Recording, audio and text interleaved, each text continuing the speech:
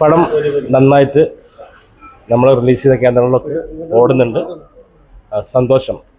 ഇന്നിപ്പോൾ ഞങ്ങളുടെ പാണ്ടിക്കാട് ഇല്ലത്തിൽ ഒരു സക്സസ് സെലിബ്രേഷനോട്ട് വന്നതാണ്.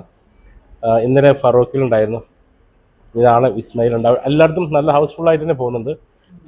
ചില തിയേറ്ററുകൾ മാത്രം ഒരു ചെറിയ ക്ഷീണം ഉണ്ടെങ്കിലും മിക്കവാറും റിലീസ് ചെയ്ത് ഏതാണ്ട് മിക്കവാറും ഒരു 85-90% തിയേറ്ററിലും നന്നായി പോകുന്നുണ്ട്.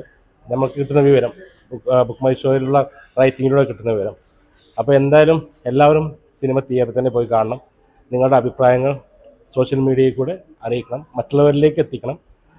ഈ ഇത്രയും വലിയ സിനിമകളുടെ ഇടയിൽ ഒരു ചെറിയ സിനിമ അത് നന്നായി പോകുന്നുണ്ട് അറിഞ്ഞാൽ വളരെ സന്തോഷം. എല്ലാവർക്കും നന്ദി, നമസ്കാരം.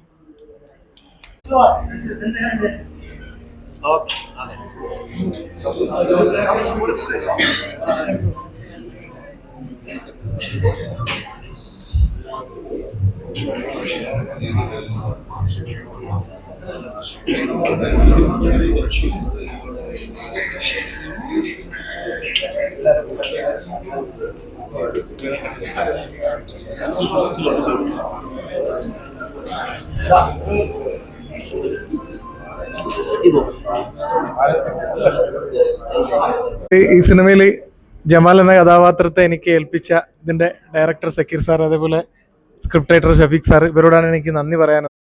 പല ഭാഗത്തുനിന്നും നമുക്ക് നല്ല അഭിപ്രായങ്ങൾ തന്നെയാണ് വരുന്നത്.